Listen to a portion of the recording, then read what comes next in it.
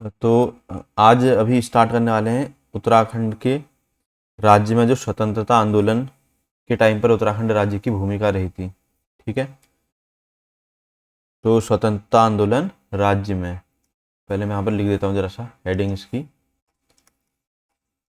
राज्य में स्वतंत्रता आंदोलन, ठीक है ना, स्वतंत्रता आंदोलन, बढ़िया। अब इसके बारे में जो सबसे पहला क्वेश्चन यहाँ पर है, तो स्वतंत्रता आंदोलन की हम बात कर रहे हैं, तो सबसे पहला जो स्वतंत्रता सेनानी है, यानी कि क्वेश्चन बता देता हूँ मैं, राज्य का प्रथम स्वतंत्रता संग्राम सेनानी होने का गौरव, तो गौरव किसे है? यह कालू सिंह मेहरा को, ठीक है ना, कालू सिंह मेहरा। कहाँ के रहने वाले थे? तो ये थे चंपावत के, चंपावत में बिसुंग गांव पड़ता है वहाँ के, ठीक है, बिसुंग गांव, यहाँ के रहने वाले थे कालू सिंह मेहरा। और 1857 की बात है, 1857 में इन्होंने एक गुप्त संगठन बनाया था जिसका नाम था क्रांतिवीर, हो गया। और जिले में देख लेते हैं तो चंपावत पड़ता है, ये वाला जिला, ठीक हो गया। उसके बाद अगला क्वेश्चन है, अल्मोड़ा में राजनीतिक संघ चेतना बढ़ाने के लिए डिबेटिंग क्लब की स्थापना हुई थी। तो कहने का मतलब है कि जो डिबेटिंग क्लब है अल्मोड़ा का, वो कब बना था? सीधी भाषा में ये है डिबेटिंग क्लब। और बना क्यों था? तो ये इसने खुद ही पूछ रखा है क्वेश्चन में, मतलब खुद ही बता रखा है कि राजनीतिक संचेतना को बढ़ाने के लिए, यानी कि लोगों में राजनीतिक चेतना जागृत करने के लिए। तो वो था 1870 में, ये अल्मोड़ा में हुई थी डिबेटिंग क्लब की स्थापना, याद रख लेना, ठीक है। अल्मोड़ा देख लेते हैं यहाँ पर, तो अल्मोड़ा है ये वाला, उधम सिंह नगर, नैनीताल, अल्मोड़ा, ठीक। उसके बाद है कुमाऊनी भाषा के प्रथम अखबार का प्रकाशन अल्मोड़ा में शुरू हुआ। तो ये 1871 से हो गया था, 70 में डिबेटिंग क्लब बना, 1871 में जो अखबार आया वो था कुमाऊनी भाषा में, ठीक है, कुमाऊनी भाषा में, ये चीज याद रख लेना, कुमाऊनी भाषा में। उसके बाद कलकत्ता कांग्रेस अधिवेशन, तो कलकत्ता कांग्रेस अधिवेशन में उत्तराखंड के 2 लोगों ने भाग लिया था, तो उनमें से एक थे। तो कलकत्ता कांग्रेस अधिवेशन कब हुआ था? ये 1886 में हुआ था। कलकत्ता में कांग्रेस के अधिवेशन पढ़ने होते हैं जब आप इंडियन हिस्ट्री पढ़ोगे तो 1886 में जो कांग्रेस का अधिवेशन हुआ था कलकत्ता में, तो उनमें से उत्तराखंड के 2 लोग गए थे, जिनमें एक प्रमुख थे, वो थे ज्वाला दत्त जोशी, ठीक हो गया। उसके बाद बात कर लेते हैं, पहले देख लेता हूँ मैं चीज़ें प्रॉपर चल रही हैं या फिर नहीं। तो ठीक है, चीज़ें काम प्रॉपर कर रही हैं। अच्छा, एक चीज़ बता देता हूँ, जैसे यहाँ पर कांग्रेस के अधिवेशन की बात करी है, तो 1885 में कांग्रेस बनी थी, ठीक है।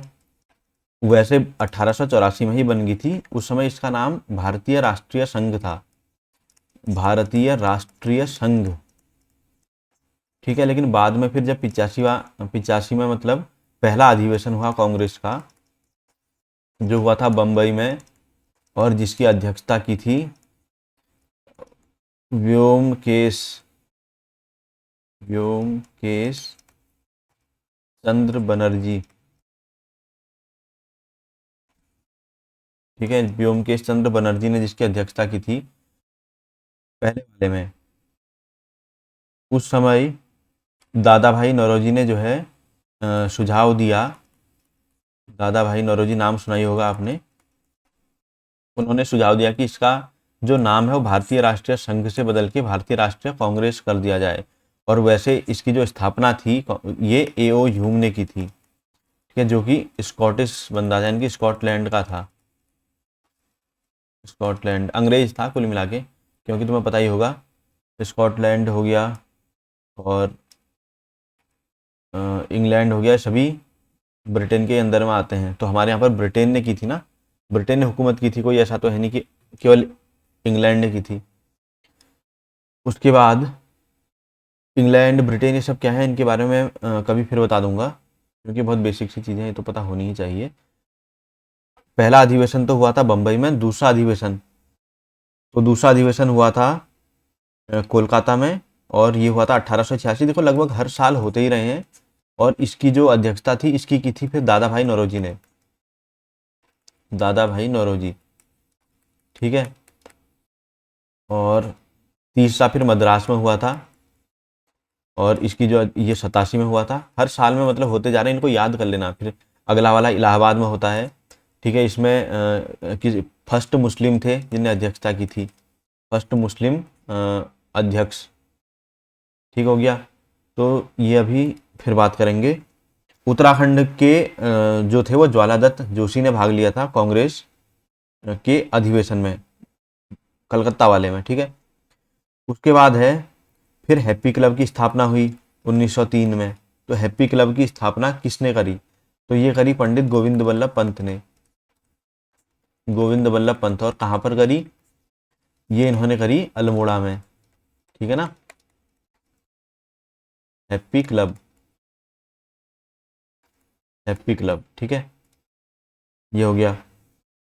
उसके बाद राज्य में वन नीति के विरोध में व्यापक जन आंदोलन चला। तो वन नीति के विरोध में जो जन आंदोलन चला ये चला था 1911 से लेकर के 1917 के बीच में, ठीक है। क्या चला था? वन आंदोलन, वन आंदोलन। ये मतलब इस टाइम पर, क्योंकि तुम्हें पता ही है अंग्रेजों ने कुछ ज़्यादा ही वनों का दोहन शुरू कर दिया था, और यहाँ के जो लोग थे रहने वाले उनका जाना तक बंद कराने लगे थे। तो उसी के चक्कर में लोगों ने जो है, मतलब अब आप समझो, क्योंकि यहाँ पर उत्तराखंड पहाड़ी एरिया है, फैसिलिटी होती नहीं है। जानवर अगर पालने हैं तो घास लेके आनी है, लकड़ियाँ लेके आनी है, बहुत सारे काम होते हैं वनों से। तो जब वनों में जाने को ही वो मतलब मना कर देंगे तो फिर तो भाई चीज़ें टप पड़ जाएंगी ना। इसीलिए फिर वन आंदोलन चले, अलग अलग चीज़ों को लेकर के, वनों की कटाई को रोकने के लिए, अधिकारों के लिए, बहुत सारी चीज़ों के लिए। उसके बारे में डिटेल में पढ़ना ही है बाद में। तो राजनीतिक चेतना के विस्तार के लिए अल्मोड़ा कांग्रेस की स्थापना हुई थी। तो 1912 में बन गई थी अल्मोड़ा कांग्रेस, ठीक है, अल्मोड़ा कांग्रेस। और ये तो मैंने तुम्हें बता ही दिया, 1870 में डिबेटिंग क्लब बना था, ठीक है, डिबेटिंग क्लब, ये पहले बता ही दिया है। और 1871 में इसी डिबेटिंग क्लब ने अखबार निकाला था, अल्मोड़ा अखबार, जो कि कुमाऊनी भाषा में था। प्रथम अखबार था जो स्थानीय भाषा में था, या क्षेत्रीय भाषा मतलब। और इसको निकाला जो था उस समय संपादन का काम किया था इसके, संपादन, तो वो किया था बुद्धि बल्लभ पंत ने। किसने किया था? बुद्धि बल्लभ पंत। यहाँ पे लिख देता हूँ मैं ऊपर, ठीक है, बुद्धि बल्लभ पंत, ठीक हो गया, बुद्धि बल्लभ पंत। आगे बात करते हैं। तिलक और एनी बेसेंट ने 1914 में, तुम्हें पता ही, होम रूल लीग से प्रभावित होकर होम रूल लीग आंदोलन चलाया था। होम रूल लीग आंदोलन किसने चलाया? तिलक और एनी बेसेंट, बेसेंट, ठीक है। और कब चलाया? होम रूल लीग आंदोलन तिलक और एनी बेसेंट की होम रूल लीग आंदोलन से प्रभावित होकर उत्तराखंड में चलाया ना। किसने चलाया पूछना चाहिए इसको। तो तिलक और एनी बेसेंट ने होम रूल लीग आंदोलन शुरू करा था, तुम्हें पता ही होगा। तो तिलक और एनी बेसेंट के होम रूल लीग से प्रभावित होकर के होम रूल लीग आंदोलन किसने चलाया? उत्तराखंड में, ठीक है ना। तो उत्तराखंड में होम रूल लीग आंदोलन चलाया है विक्टर मोहन जोशी, विक्टर मोहन जोशी। उसके अलावा बद्रीनाथ पांडे, बद्रीनाथ पांडे, चिरंजी लाल और हेमचंद, ये सभी थे, जिनमें स्पेशली विक्टर मोहन जोशी, बद्रीनाथ पांडे और चिरंजी लाल को याद रख लेना, ठीक है। तो इन्होंने होम रूल लीग आंदोलन चलाया तिलक और एनी बेसेंट की होम रूल लीग से प्रभावित होकर के 1914 14। ठीक, नेक्स्ट क्वेश्चन है, दक्षिण अफ्रीका से लौटने के बाद गांधी जी ने देहरादून की यात्रा कब की थी? तो 1916 में की थी गांधी जी ने देहरादून की यात्रा। देहरादून की यात्रा गांधी ने। ठीक, राज्य की सामाजिक, आर्थिक, राजनीतिक तथा शैक्षणिक समस्याओं पर विचार करने के लिए पंडित गोविंद वल्लभ पंत, हरगोविंद पंत, बद्रीदत्त पांडे आदि के प्रयासों से 1916 में गठित हुआ था। तो इन्होंने बनाया था कुमाऊं परिषद। ये क्वेश्चन आ चुका है, कब बना था करके आया था, तो इसका टाइम पीरियड थोड़ा सा याद कर लेना। ठीक है, बाद में इसका विलय करा दिया गया था 10 साल के बाद, तो उसकी हम बाद में बताएंगे। फिलहाल इतना याद रख लो, 1916 में ये बना था। ठीक, गढ़वाल क्षेत्र के बैरिस्टर मुकुंदीलाल तथा अनुसुईया प्रसाद बहुगुणा के प्रयासों से गढ़वाल कांग्रेस की स्थापना हुई थी 1918 में। ठीक है, Anusuiya Prasad Bahuguna, Anusuiya Prasad Bahuguna plus barrister Mukundilal, barrister Mukundilal, इन्होंने गढ़वाल कांग्रेस, गढ़वाल कांग्रेस, ठीक है, ये बनाई थी 1918 में। उसके बाद है, अमृतसर कांग्रेस में गढ़वाल के किन दो नेताओं ने भाग लिया था 1919 में? अमृतसर कांग्रेस अधिवेशन में गढ़वाल के किन दो नेताओं ने भाग लिया था? तो ये दो ही थे, अनुसुईया प्रसाद बहुगुणा और मुकुंदीलाल। फिर बात करते हैं 1921 की। तो 1921 में बद्रीदत्त पांडे, हरगोविंद पंत और चिरंजी लाल के नेतृत्व में 40,000 स्वतंत्रता संग्राम सेनानियों ने बागेश्वर में किस नदी में कुली बेगार प्रथा से संबंधित रजिस्टरों को बहाकर कुली बेगार प्रथा का अंत किया था? तो ये बहुत आसान सा क्वेश्चन है। बागेश्वर में जो मेन नदी है वो यही है, सरयू नदी। तो इसी के तट पर इन्होंने 1921 में कुली बेगार प्रथा के जो मतलब रजिस्टर थे, जिनमें पूरा डिटेल लिखी जाती थी, किस दिन किसने जो है बेगार देनी है। बेगार में ऐसा होता था कि उसको मतलब सर्विस देनी होती थी, जैसे अंग्रेज वगैरह आ रहे हैं तो उनका सामान ढोना पड़ता था और साथ में पैसे वगैरह कुछ नहीं लेने हैं। ठीक है, तो ये नौटंकियाँ करते थे अंग्रेज। और भी चीज़ें थी, कुली बेगार, कुली उतार, है ना, कुली बर्दायश, उसमें मतलब रहने खाने पीने का उनका प्रॉपर जुगाड़ करना होता था। फ्री में मिलेगा कुछ नहीं। उसके बाद है 1929 में गांधी जी और नेहरू ने कुमाऊं क्षेत्र के हल्द्वानी, भवाली, ताड़ीखेत, अल्मोड़ा, बागेश्वर, कौसानी आदि स्थानों पर यात्राएं और राजनीतिक सभाएं की।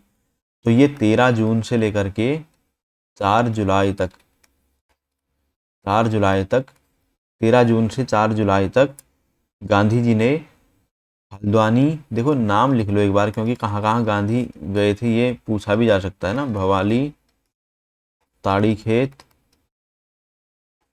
ताड़ीखेत, फिर कौसानी, कौसानी में ही जो है पता ही है तुम्हें, गीता की अनासक्ति योग लिखी हुई थी। बागेश्वर, ठीक है, और अल्मोड़ा, इन सब जगहों की यात्रा की थी। ठीक है ना, गांधी ने 13 जून से लेकर 4 जुलाई तक। कौन से में?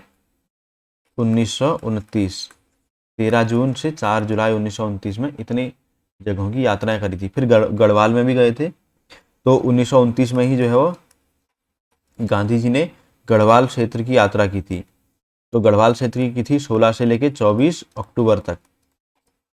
ठीक है, तो ये देख ही सकते हो तुम, जून जुलाई, फिर अगस्त सितंबर छोड़ के यहाँ से लेके इतने अक्टूबर तक गढ़वाल क्षेत्र की यात्रा की थी गांधी जी ने। ठीक, ये चीज़ भी दिमाग में रख लो। कुमाऊं यात्रा के दौरान गांधी जी किस स्थान पर कुछ समय के लिए प्रवास किया और अनासक्ति योग नाम से गीता की भूमिका लिखी? तो मैंने बता दिया, कौसानी में किया था, लगभग 12 दिन रुके थे वहां पर। ठीक है, कौसानी कहाँ पर है? बागेश्वर में है, बागेश्वर में है। ठीक है, और एक तो ये पूछा ही जाता है कि कौसानी मतलब, ये क्वेश्चन आता है, साथ ही साथ दूसरा क्वेश्चन आ जाता है कि चनौदा में जो है गांधी आश्रम की स्थापना किसने करी थी? तो शांतिलाल चतुर्वेदी के प्रयासों से हुई थी। शांतिलाल त्रिवेदी नाम था, उसके प्रयासों से हुई थी। सोमेश्वर के चनौदा में गांधी आश्रम की स्थापना। ठीक। उसके बाद है कौसानी को गांधी जी ने क्या कहा था? तो भारत का स्विट्जरलैंड कहा था।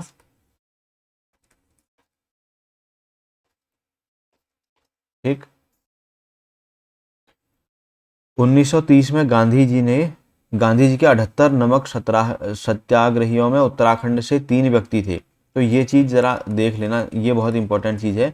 1930 में तुम्हें पता है दांडी यात्रा हुई थी, तो इसी दांडी यात्रा में नमक सत्याग्रह जिसको कहा था, नमक सत्याग्रह, यहाँ क्या किया था कि नमक बनाना स्टार्ट किया था।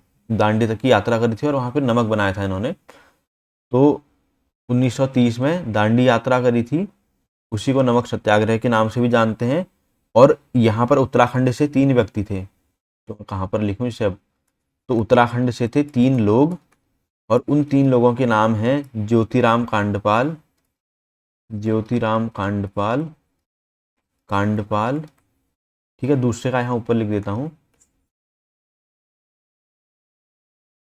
ज्योतिराम कांडपाल। उसके अलावा भैरवदत्त जोशी, और उसके अलावा खड़ग बहादुर। ठीक है, ये गोरखा था।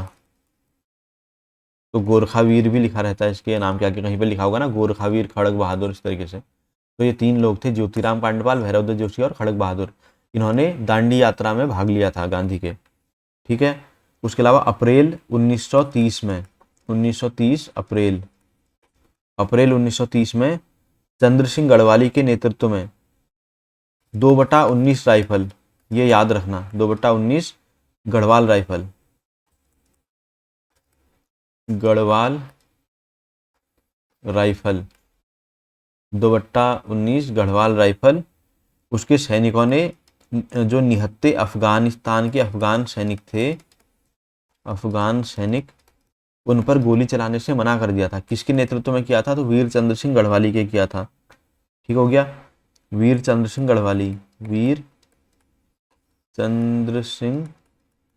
गढ़वाली। ठीक। और इस कांड को जाना जाता है किस नाम से? तो इसे जानते हैं पेशावर कांड के नाम से, क्योंकि पेशावर जगह में हुआ था, तो पेशावर कांड के नाम से इसको जाना जाता है। और एक क्वेश्चन बहुत पहले पूछा गया था, पेशावर कांड का नायक किसे कहा जाता है? तो वीर चंद्र सिंह गढ़वाली। किसी भी तरीके से घुमा करके क्वेश्चन दे देगा, या कई बार पूछ देते हैं कि वीर चंद्र सिंह गढ़वाली जिन्होंने मतलब पेशावर कांड किया था, उसके नायक कहे जाते हैं, तो वो उनका संबंध किस राइफल से है? तो ये क्वेश्चन भी मैंने देखा है। तो 2/19 गढ़वाल राइफल, ये भी याद रख लेना, घुमा फिरा के किसी भी तरीके से पूछा जा सकता है। ठीक है। और चंद्र सिंह गढ़वाली को इसके चक्कर में क्या हुई? फिर जेल हुई। तो जेल के अंदर कितने टाइम तक रहे? 11 वर्ष 3 माह 18 दिन, इतने टाइम की इनको जेल हुई पेशावर कांड के बाद। ठीक हो गया। वीर चंद्र सिंह गढ़वाली को गढ़वाली उपाधि किसने दी थी? तो ये महात्मा गांधी ने ही दी थी, ये भी याद रख लेना, क्योंकि उनका नाम तो चंद्र सिंह था ना। तो उनको गढ़वाली किसने बोला था? वीर मतलब चंद्र सिंह गढ़वाली करके जो संबोधित किया था, वो किया था गांधी ने। ठीक हो गया। उसके बाद है 1930 में ही गाड़ोदिया डकैती कांड हुआ था। 1930 में गाड़ोदिया डकैती कांड ये हुआ था। ठीक है। तो इसमें राज्य के कई राष्ट्रवादी युवक सम्मिलित थे, तो जिनमें मुख्य जो थे वो थे भवानी सिंह, क्योंकि कई बार सीधे पूछ देता है कि गाड़ोदिया डकैती कांड का निम्नलिखित में से मतलब किससे संबंध है? 2-4 नाम दे देगा, और वहां पर मिलेगा आपको लिखा हुआ भवानी सिंह। तो ये भवानी सिंह जो है ये संबंधित थे गाड़ोदिया डकैती कांड से। और भी लोग थे, पर होता जिस मतलब मेन जिसकी भूमिका रहती है, तो ये थे। अब मैंने ये क्वेश्चन तो मैं पहले ही बता दिया, तो मैं इसको लिखता नहीं हूँ। ये था चनौदा सोमेश्वर में 1937 में, सन नहीं बताया था, तो ये सुन लो। 1937 में चनौदा में गांधी आश्रम की स्थापना की थी, ठीक है ना। गांधी आश्रम किसने की थी? शांतिलाल त्रिवेदी ने। ठीक हो गया। एक बार मैं देख लूँ चीज़ें रिकॉर्ड हो रही हैं नहीं, ये भी बीच बीच में देखते रहना बहुत ज़रूरी है। ठीक है, अभी तो सब सही चल रहा है हिसाब किताब।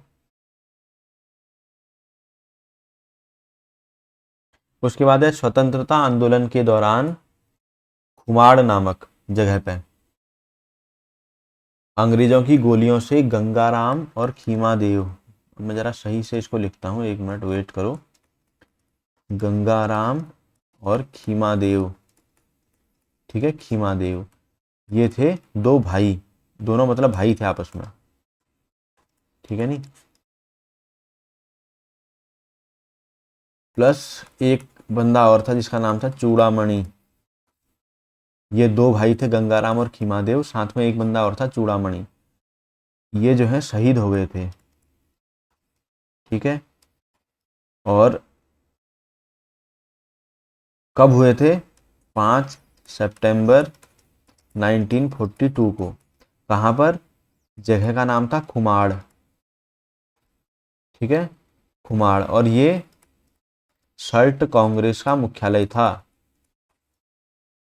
सल्ट कांग्रेस का मुख्यालय, ठीक हो गया। अब इसी घटना के बाद गांधी जी ने सल्ट को जो है किसकी संज्ञा दी थी? जो उसको कुमाऊं का बारदोली कहा था, कुमाऊं का बारदोली, ये क्वेश्चन पूछा गया है,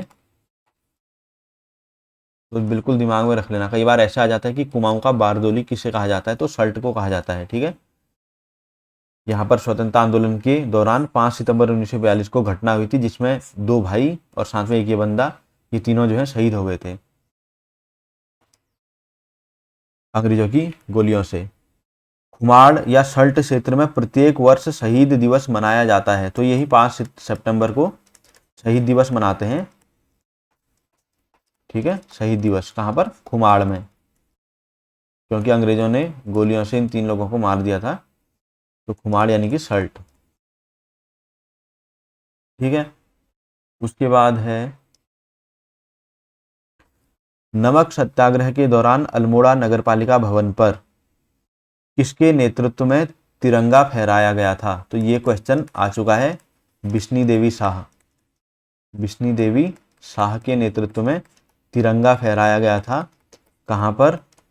अल्मोड़ा नगरपालिका के भवन पर, नगरपालिका भवन पर, अल्मोड़ा नगरपालिका भवन पर बिश्नी देवी शाह के नेतृत्व में तिरंगा फहराया गया था। साथ ही साथ एक क्वेश्चन कुछ इस तरीके से बना था, क्योंकि इनके नेतृत्व में फहराया गया था, लेकिन इनके अलावा भी कुछ और महिलाएं भी वहां पर थी, जिनमें थी जीवंती, ठीक है, मंगला, रेवती, ठीक है, और रेवती है, एक मिनट,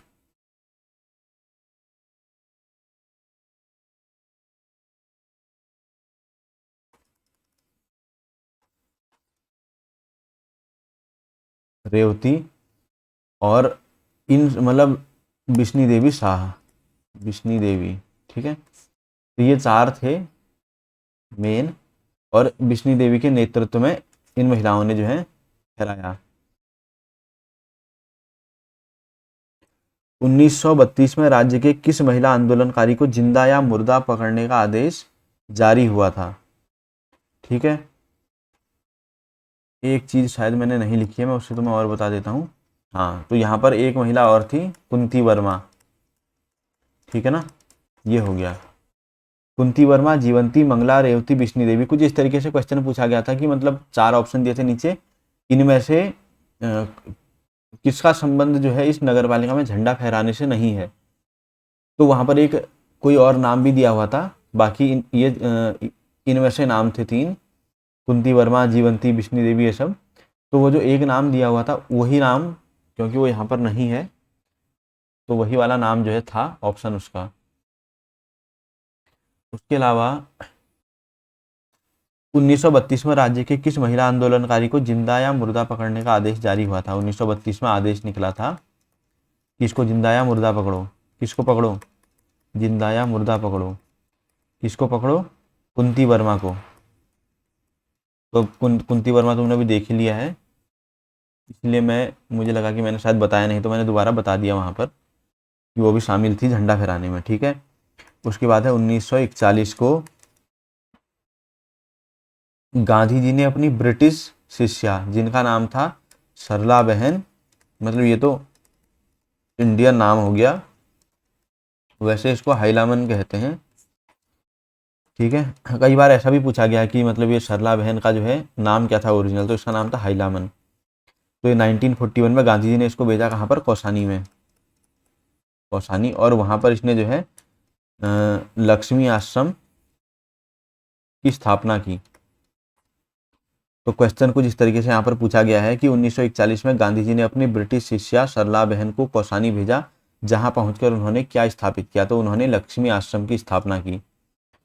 ठीक है। यहाँ पर मतलब महिलाओं को ना स्वरोजगार से जोड़ना इसका मकसद था। लक्ष्मी आश्रम से जुड़ी वह कौन सी दो बहनें थी जिन्होंने सर्वोदय का व्यापक प्रचार प्रसार किया? तो कमला और बसंती। कमला और बसंती ये दो बहनें थी जो सर्वोदय से जुड़ी रही। ये लक्ष्मी आश्रम के द्वारा चलाया जाने वाला अभियान था और इन्होंने काफ़ी प्रचार भी किया। गांधी जी की दूसरी विदेशी शिष्या मीरा बहन ने महिलाओं में जागृति के लिए ऋषिकेश में स्थापित किया। एक तो हो गई सरला बहन, ये तुमने देख ही लिया है, कौसानी में इसने लक्ष्मी आश्रम बनाया। दूसरी थी मीरा बहन, ठीक है, जिनने जो है ऋषिकेश में पशुलोक की स्थापना की। ये भी याद रखना, ऋषिकेश में पशुलोक। ठीक, ये हो गए। राज्य में स्वतंत्रता आंदोलन को गति देने के लिए सबसे पहले 1871 में, ये मैं पहले ही बता चुका हूं तुम्हें कि बुद्धि वल्लभ पंत ने, ठीक है ना, बुद्धि वल्लभ पंत ने कौन सा अखबार किया? तो वो किया था अल्मोड़ा अखबार। ये मैंने सबसे पहला क्वेश्चन बता दिया, भले वो इसमें इस तरीके से नहीं पूछा था वहां पर मैंने वहां पर थोड़ा डिटेल जो दी थी एक्स्ट्रा, उसमें ये क्वेश्चन भी बन चुका था। उसके बाद है अल्मोड़ा अखबार के बंद, यानी कि ये देखो ये मार्च हो गया था 1918 में बंद हो गया था ये अल्मोड़ा अखबार। ठीक है। तो उसके बाद फिर उस समय के जो संपादक थे बद्रीदत्त पांडे, उन्होंने क्या करा? मार्च 1918 में ये बंद हो गया था अल्मोड़ा अखबार, तो अल्मोड़ा अखबार जो है ये बंद हो गया था। उसके बाद बद्रीदत्त पांडे ने सितंबर 1918 में कौन सा अखबार का प्रकाशन किया? तो सितंबर 1918 में जो है शक्ति अखबार निकालना शुरू कर दिया। ये चीज़ भी ध्यान रखना, कई बार इस तरीके से पूछ देते हैं कि अल्मोड़ा अखबार बंद होने के बाद कौन सा अखबार शुरू किया गया था? शक्ति अखबार। उसके मतलब संपादक के द्वारा। उसके बाद ये जो शक्ति अखबार था, इसके बारे में बता दूं, ये एक साप्ताहिक अखबार था। साप्ताहिक अखबार यानी कि हफ्ते में एक ही बार आता था ये। ठीक हो गया। उसके बाद है अल्मोड़ा अखबार के बंद होने के बाद संपादक बद्रीदत्त पांडे ने कौन सा, ये तो मैंने बता दिया, देहरादून के गढ़वाल यूनियन द्वारा 1905 में देहरादून से 1905 में गढ़वाल यूनियन ने, ठीक है, गढ़वाल यूनियन बनी कब थी? एक साल पहले, यानी कि इतने में 1904। 1905 में जो है गढ़वाल यूनियन ने अखबार निकालना शुरू कर दिया देहरादून से।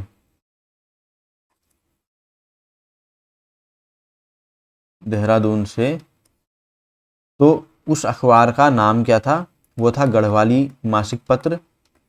ठीक है, गढ़वाली मासिक पत्र, ये महीने में आता था।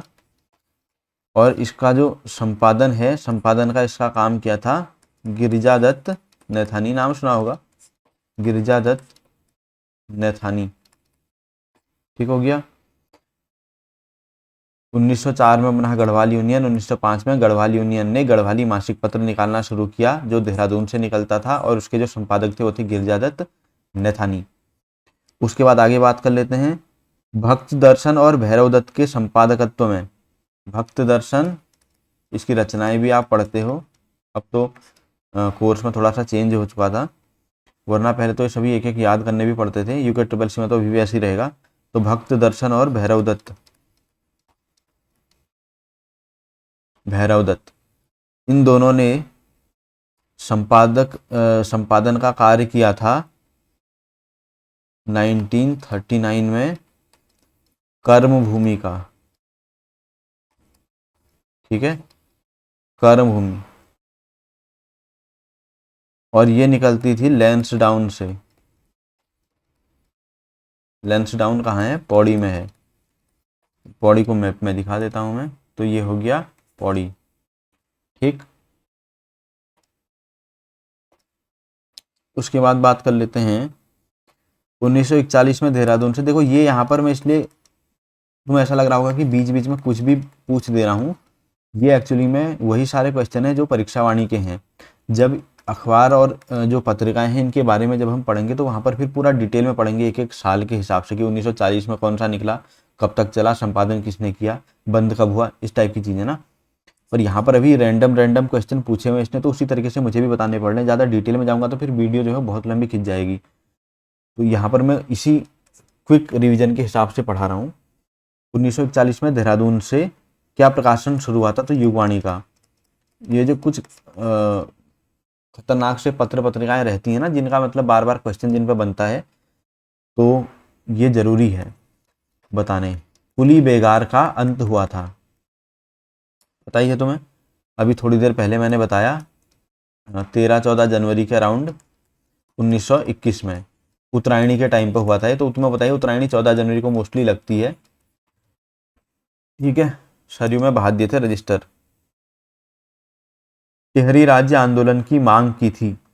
टिहरी राज्य आंदोलन की मांग थी, तो टिहरी के अंदर राज्य आंदोलन हुआ था, टिहरी आंदोलन। उसकी मांग क्या थी? तो उसमें लोगों की मांग थी कि प्रजातंत्रात्मक शासन हो। प्रजातंत्रात्मक शासन यानी कि प्रजा का पार्टिसिपेशन हो। क्योंकि अभी तक क्या होता था, राजा जो है वो फैमिली से चुन के जा रहे हैं, लोगों का मतलब उसमें उतना ज़्यादा पार्टिसिपेशन है नहीं, सब कुछ राजा ही डिसाइड करेगा कौन क्या बनेगा क्या नहीं बनेगा। तो इसीलिए प्रजातंत्रात्मक शासन के लिए आंदोलन था टिहरी आंदोलन। टिहरी राज्य आंदोलन के दौरान 1944 में भूख हड़ताल से किसकी मृत्यु हुई थी? ये तो काफ़ी फेमस है, श्रीदेव सुमन। ठीक है, 84 दिन की भूख हड़ताल के बाद इनकी मृत्यु हो गई थी। टिहरी राज्य आंदोलन के दौरान प्रजामंडल की स्थापना की गई थी। तो ये जो प्रजामंडल है ना, ये 1939 में इन्होंने ही बनाया था, श्रीदेव सुमन ने। ठीक है नी, प्रजामंडल। ठीक हो गया। उसके बाद है टिहरी राज्य आंदोलन के दौरान शकलाना विद्रोह और कीर्तिनगर आंदोलन हुए। तो शकलाना विद्रोह और कीर्तिनगर आंदोलन हुए 1947 और 1948 में। तो इसमें हुआ था शकलाना विद्रोह और यहाँ हुआ था कीर्तिनगर आंदोलन। कीर्तिनगर आंदोलन, ठीक है, 1939 में।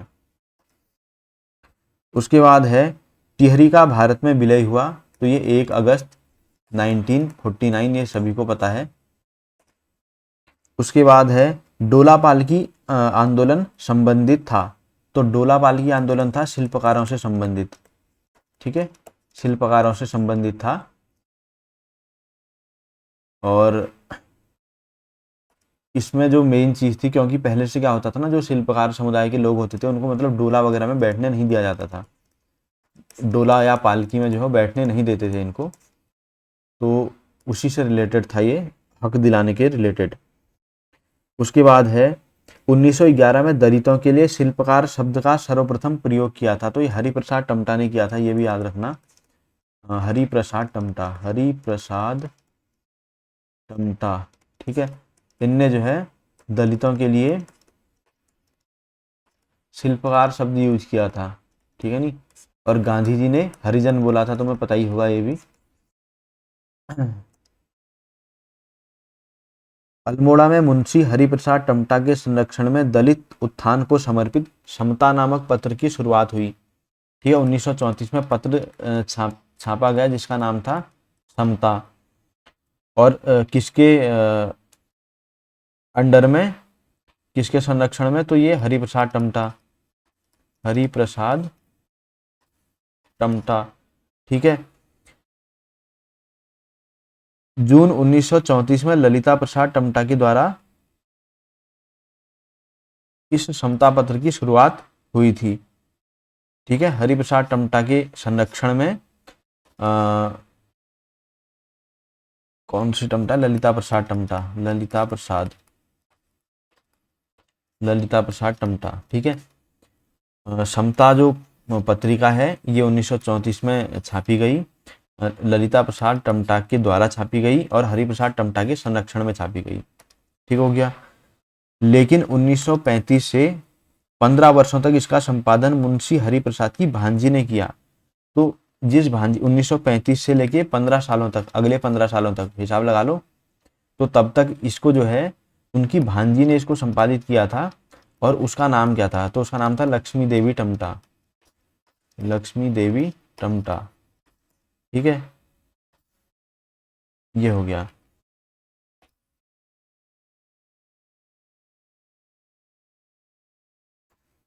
कनकटा बैल आंदोलन था। तो कनकटा बैल भ्रष्टाचार के खिलाफ था, इसको याद रख लेना, भ्रष्टाचार के खिलाफ। ठीक है, भ्रष्टाचार को हटाने के लिए, उसके विरोध के लिए कनकटा बैल आंदोलन था। ठीक है, वो बैल को लेके पहले उस पर ब्याजा लिया गया, फिर कान काट दिए गए कि मर गया करके। तो इस तरीके की चीज़ें हैं, वो बाद में हम डिटेल में बात करेंगे। कोटा खर्रा आंदोलन का उद्देश्य था। तो कोटा खर्रा, कुछ आंदोलन बड़े नाम मतलब इनके बड़े खतरनाक से हैं, इसे समझ ही नहीं आएगा कि किस चीज़ से रिलेटेड है। तो कोटा खर्रा है भूमिहीनों को भूमि देने से, भूमिहीनों को भूमि प्रोवाइड करवाने से, यानी भूमिहीनों को भूमि वितरण से। यह है कोटा खर्रा आंदोलन का। ठीक है, डोला पालकी, सड़क आंदोलन, बहुत सारी चीज़ें चली, वन आंदोलन, तो आंदोलन तो बहुत सारे हैं यहाँ पर। ठीक है, राज्य के शराब विरोधी आंदोलन में अग्रणी भूमिका रही, तो महिलाओं की रही, नॉर्मल सी चीज़ है। राज्य में विश्वविद्यालय आंदोलन कब शुरू हुआ? ठीक है, तो स्वतंत्रता के तुरंत बाद ये मांग उठने लगी कि यहाँ पर एक विश्वविद्यालय बनना चाहिए, तो उसके लिए आंदोलन किया गया। उसके अलावा जो शराब विरोधी आंदोलन में बात कर रहा था इसमें, तो इसका जो है, इसमें एक नारा था जो बड़ा फेमस नारा हुआ, और वो जो नारा है वो था नशा नहीं रोजगार दो, रोजगार दो। ठीक है, ये भी नारा था। कई बार ऐसे भी पूछ सकते हैं कि नशा नहीं रोजगार दो जो है किस आंदोलन से संबंधित है। तो एक लंबे संघर्ष और आंदोलन के बाद राज्य में एक साथ 2 विश्वविद्यालयों की स्थापना हुई 1973 में। ठीक है, गढ़वाल विश्वविद्यालय, कुमाऊं विश्वविद्यालय, तो 1973 में हुई, ये चीज़ ध्यान रखना। अब बात करेंगे इसके बाद हम, इस वीडियो में यहीं पर ख़त्म कर रहा हूँ, फिर अगला आएगा राज्य निर्माण के आंदोलन। तो ये सब तो हुआ स्वतंत्रता के बाद अपने हक पाने के लिए। उसके बाद उत्तराखंड राज्य के निर्माण के टाइम पर कौन कौन से आंदोलन हुए थे उसके बारे में नेक्स्ट लेक्चर में बात करते हैं।